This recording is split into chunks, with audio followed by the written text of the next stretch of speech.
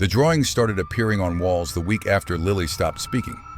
Charcoal faces sketched in the hours between dusk and dawn when the house was supposed to be sleeping. At first, her mother Anna thought it was coping. A 7-year-old processing trauma the only way she knew how, through her hands, through creation. But then Anna began recognizing the faces, or thought she did, in that flickering halfway that memory plays tricks, and she'd stand in Lily's room at 3 a.m. watching her daughter draw by moonlight. The child's hand moving with an urgency that seemed less like art and more like transcription, like she was copying something only she could see. The faces weren't anyone Anna knew. Not neighbors from their small town of Ashwood, not family members, not characters from books or TV. And yet they carried the weight of familiarity. Like people you've passed on the street 1,000 times without ever learning their names. Faces that live in the peripheral vision of a life but never quite come into focus. And when Anna asked Lily who they were, her daughter would just shake her head and keep drawing, filling page after page, wall after wall, with strangers who felt like ghosts. The silence had begun 6 weeks earlier, the day they'd buried Anna's mother. Lily had been close to her grandmother, had spent every summer at the old woman's house on the edge of town, learning to garden and bake and tell stories. When Margaret died, suddenly, a stroke in her sleep at 72, Lily had been the one to find her.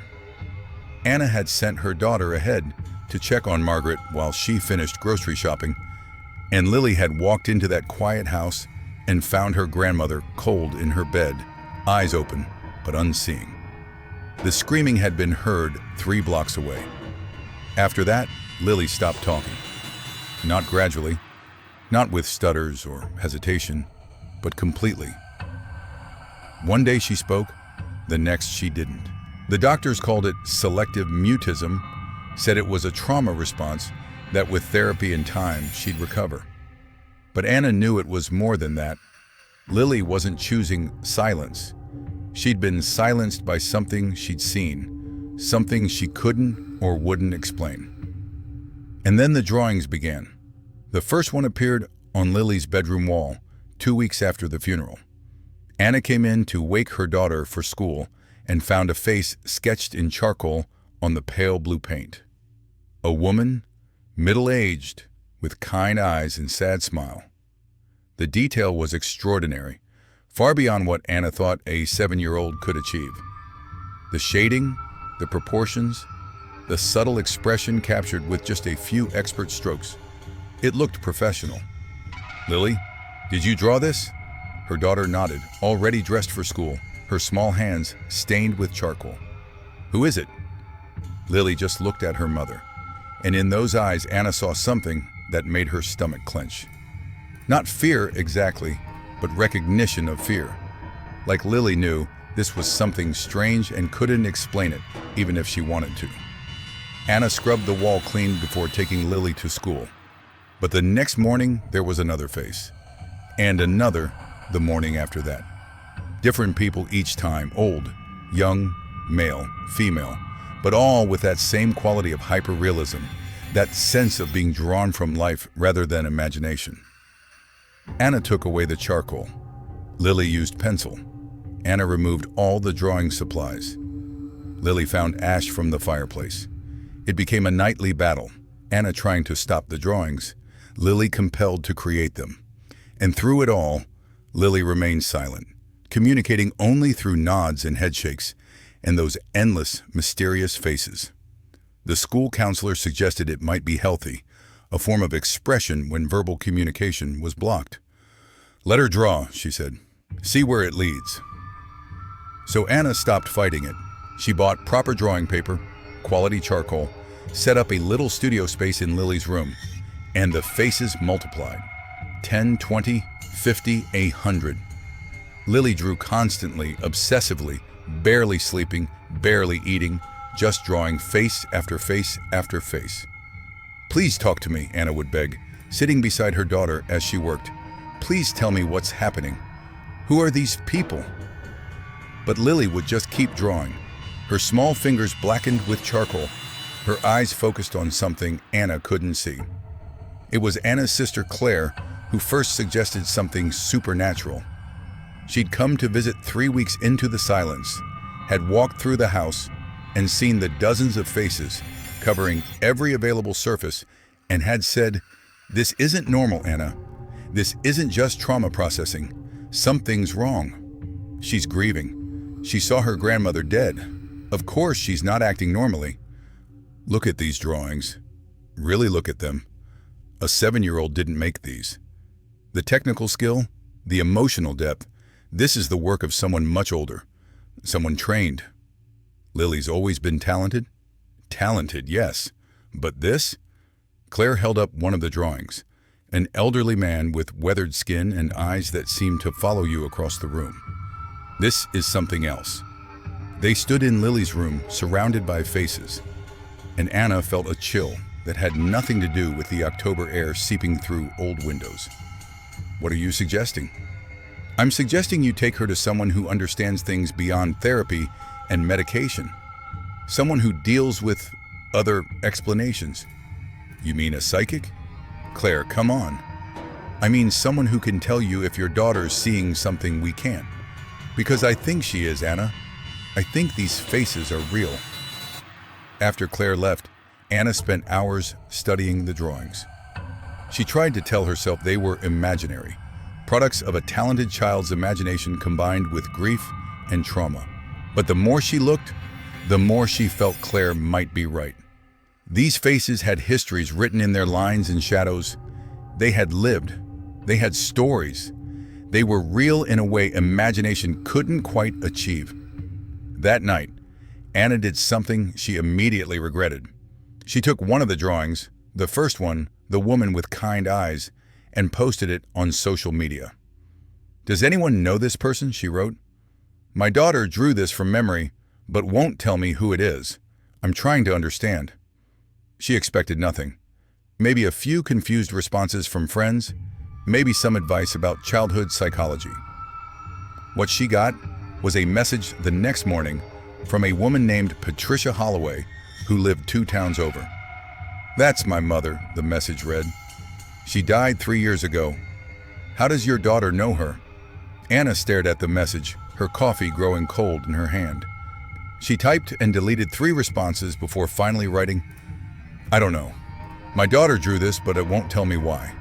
Are you sure it's your mother?" "I'm completely sure. That's her exactly, down to the way she smiled when she was thinking about something sad. Please, I need to know, why would your daughter draw my mother?" Anna didn't have an answer. She called Claire, voice shaking, and said, "You were right. The faces are real. They're real people." They took Lily to see Margaret Chen, a woman who ran a small bookshop in downtown Ashwood and was known quietly for having certain sensitivities to what she called the thin places. Margaret was in her 60s, with gray hair pulled into a practical bun and glasses that always seemed to be sliding down her nose.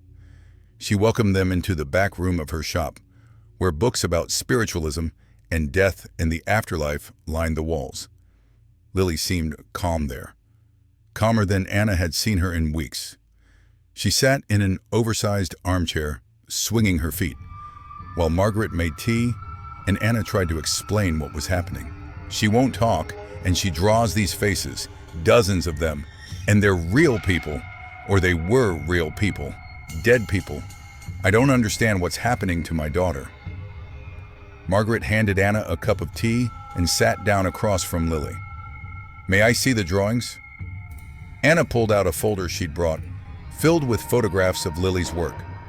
Margaret studied each one carefully, her face growing more serious with each image. "These are portraits of the dead," she finally said. "Not just any dead. These are people who died with unfinished business, with messages they couldn't deliver, with stories they couldn't complete. Your daughter is seeing them." "That's impossible." "Is it?" She found her grandmother dead. Sometimes, in moments of extreme emotion, especially in children, a door opens. A sensitivity develops. She saw death up close, and now death sees her. But why? Why is this happening? Margaret looked at Lily. "May I speak with you directly, sweetheart?" Lily nodded. "These people you're drawing, do they ask you to draw them?" Another nod. "Do they speak to you?" A nod, then a pause. Then Lily picked up a piece of paper and wrote in careful letters, "They need me to remember them." Margaret read the note and smiled gently. "That's a very kind thing you're doing. But it must be exhausting, yes?" Lily nodded, and her eyes filled with tears. Anna moved to comfort her, but Margaret held up a hand. "The dead can be very persistent," Margaret said. "They don't understand time the way we do. They don't understand that a 7-year-old child needs sleep and food and play. They only understand their own need to be seen, to be remembered. But Lily, you can say no. You can tell them you need rest. You can set boundaries even with ghosts." Lily wrote, "They're so sad. They just want someone to know they existed." "I understand, but you can't carry all of their sadness. That's too much for anyone, especially a child." What Lily wrote next made Anna's blood run cold. "Grandma says I have to help them." Margaret and Anna exchanged glances. "Your grandmother is speaking to you?" Lily nodded emphatically. "What does she say?" Lily wrote for several minutes, filling the page with her careful handwriting. "She says when she died, she saw all the lost ones, the people no one remembers, the people who died alone or forgotten. They asked her to find someone who could see them, and she chose me. She says it's a gift. She says I'm special." Anna felt sick. "My mother did this? My mother gave her this curse?" "Not a curse," Margaret said quietly. "A calling, but one she's too young to carry." She looked at Lily. "Do you want to keep doing this? Helping these people?" Lily hesitated, then wrote, "I don't know. I'm so tired. But if I stop, who will remember them?" "That's not your responsibility, sweetheart. The universe has other ways of balancing these accounts." But Lily shook her head, and the tears were falling now, and she wrote with shaking hands, "Grandma is disappointed when I don't draw them. She gets sad. I don't want her to be sad." And there it was, the heart of it. Lily wasn't just seeing the dead. She was being haunted by her grandmother's expectations, by the weight of a gift she never asked for, by the impossible task of bearing witness to every forgotten death. Margaret gave Anna instructions for protection rituals, for ways to shield Lily from the constant press of spirits. She taught them about boundaries, about how to honor the dead without being consumed by them. But she also said something that stayed with Anna long after they left the shop. "Your mother meant well, but she didn't understand what she was asking of a child. The dead don't have perspective on the living anymore. They forget what it means to be tired, to be small, to be overwhelmed. You need to be Lily's advocate against her grandmother's ghost. You need to protect your daughter even from her own grandmother's love." That night, Anna stood in Lily's room and said out loud to the empty air, "Mom, I know you're here. I know you think you're helping, but you're hurting her. She's 7 years old. She shouldn't have to carry this. Please let her go. Let her be a child." Nothing happened. No response. No sign. But that night, for the first time in weeks, Lily slept through without waking to draw. And in the morning, she came down to breakfast and said, in a voice rusty from disuse, "Grandma says she's sorry." Anna nearly dropped her coffee mug. "You're talking." "Oh, honey, you're talking." She didn't know she was hurting me. She thought she was giving me something special. But she sees now that it's too much. She says she'll find someone else to help them. Thank God. Anna pulled her daughter into a hug. Thank God. But Lily pulled back, her face serious. I still see them, though. The faces. I can't stop seeing them. And some of them, she hesitated, some of them are still here. In our house. A chill ran down Anna's spine. What do you mean, in our house? There's a man in the basement. He's been here a long time. He's angry. Lily, and there's a woman in the attic. She's not angry. She's just lonely. She wants to talk, but no one can hear her except me. Anna thought about their house, an old Victorian they'd bought 5 years ago, built in 1892. She'd never felt anything strange, never sensed anything unusual. But then, she wasn't the one who could see. "How many?" she asked, dreading the answer. "3 in the house, but hundreds in the town. Everywhere I go, I see them. They're just there, like shadows that never fade." Margaret had warned them this might be permanent. Once the door opened, it rarely closed completely.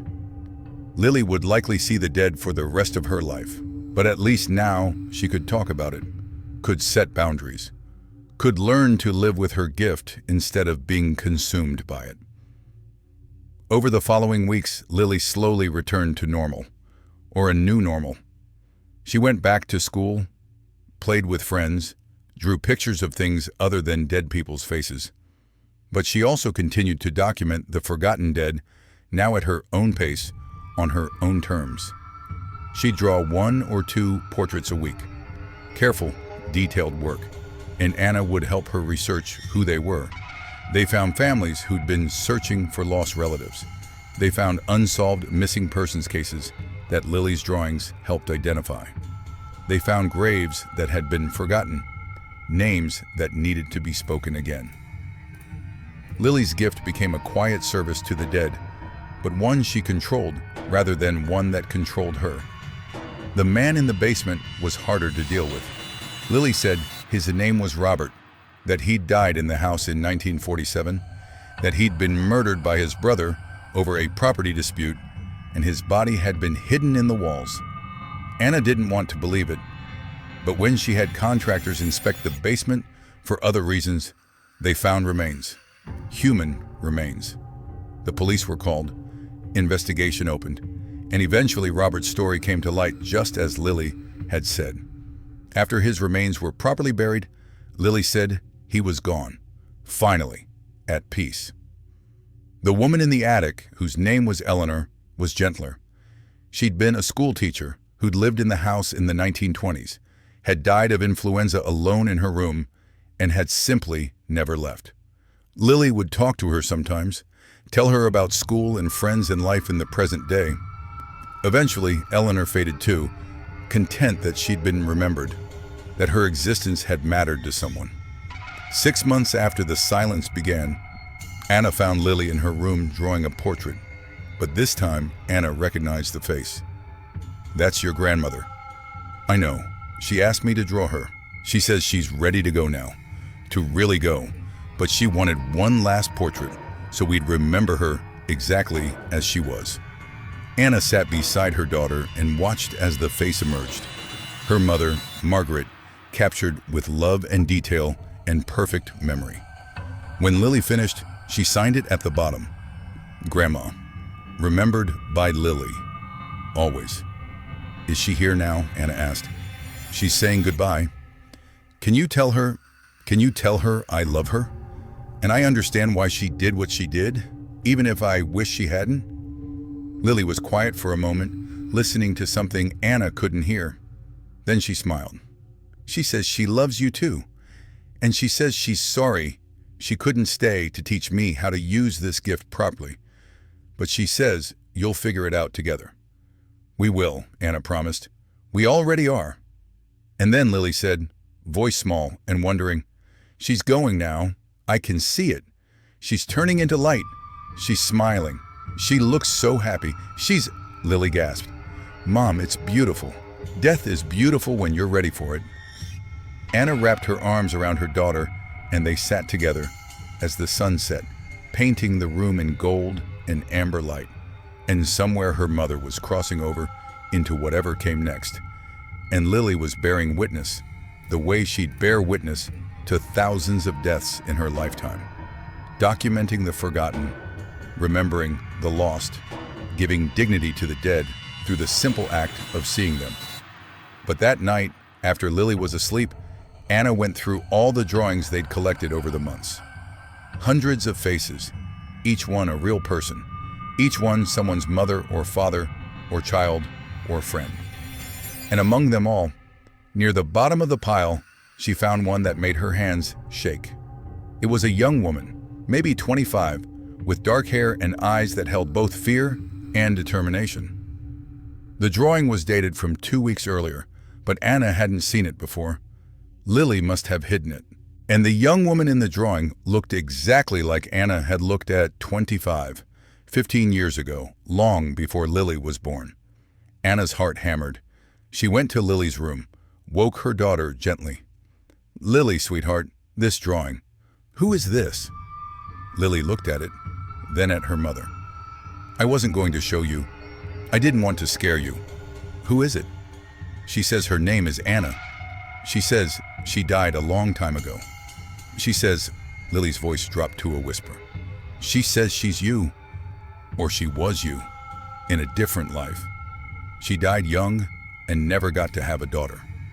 And when you were born in this life, some part of her was still there, still wanting what she never got. She says she's been watching over you your whole life, making sure you stayed safe so you could have the family she never had." Anna couldn't breathe. "That's not possible." "She says you don't have to believe it, but she wanted you to know she's proud of you, proud of the life you built, the daughter you're raising. She says you got to do everything she dreamed of." "Where is she now?"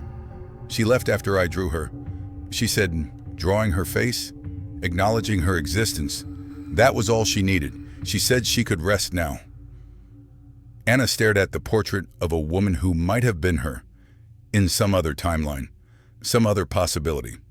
And whether it was real or symbolic, whether it was a ghost or a manifestation of something psychological, didn't really matter. What mattered was that Lily had seen her, had documented her, had given her the gift of being remembered. That was what Lily did, not just for the forgotten dead, but for all the unlived lives, all the might-have-beens, all the stories that almost were but never quite became. She was a bridge between worlds, between memory and forgetting, between death and life. And though it was a heavy gift for a child to carry, though it would shape her life in ways both beautiful and terrible, Anna understood now that it was also a sacred thing, to be seen, to be remembered, to matter, even in death, even in absence, even when everything else has faded away. She tucked the portrait back into the pile and went to bed, and dreamed of all the faces her daughter would draw in the years to come. All the forgotten people who would find their way into Lily's hands, into her heart, into the permanent record of having existed at all. Years passed. Lily grew up, grew into her gift. She became known quietly in certain circles as a medium, as an artist, as someone who could help families find closure. She drew the faces of missing children and helped bring them home, drew the faces of murder victims and helped identify them, drew the faces of the lonely dead who just needed someone to know they'd lived. She went to college, studied art and psychology, learned to balance her gift with normal life. She fell in love, married, had children of her own, and she worried sometimes that she'd pass the gift on, that one of her children would wake up seeing the dead. But they never did. Whatever door had opened in her that terrible day when she found her grandmother dead, it was hers alone to carry. Anna aged, grew older, watched her daughter build a beautiful life despite, or perhaps because of, the burden she carried. And sometimes, late at night, she'd think about that drawing of the other Anna, the one who died young, and she'd feel grateful for the life she'd gotten to live. When Anna finally died at 83, peaceful in her sleep, Lily came to her the next day and said, "I saw her. Mom." She came to say goodbye. She looked young again, like she did in old photos. She was smiling. "Did she say anything?" asked Lily's own daughter, now grown, standing beside her mother. She said she was proud, and she said not to draw her. She said she'd had enough of being remembered. She was ready to be forgotten, to finally rest. So Lily didn't draw her mother's face. For the first time since she'd found her grandmother dead at 7 years old, she let someone pass without documentation, without memorial, without the weight of being remembered. It felt like the final gift she could give, permission to truly let go. But that night, alone in her studio, Lily found herself picking up charcoal anyway. Not to draw her mother, but to draw her grandmother, Margaret, who'd started all of this, who'd opened the door and changed Lily's life forever. She drew her as she'd appeared that one last time, turning into light, crossing over with a smile. And beneath the portrait, she wrote, "The dead are never truly gone as long as someone remembers. But sometimes, love means giving them permission to be forgotten, to fade, to finally rest. This is the last face I will draw. All the others can remain unseen, unknown, at peace in the darkness where memory ends and forgetting begins." She hung the portrait in her studio and never drew another face of the dead. She was 53 years old, had spent 46 years bearing witness, and she was done. The door that had opened when she was 7 years old finally closed. The gift that had defined her life became something she chose to set down. Sometimes you serve the dead by remembering them. Sometimes you serve them by letting them go. In an old house on the edge of Ashwood, in a studio filled with afternoon light, hundreds of portraits lined the walls. Faces of people no one knew. Faces of the forgotten dead.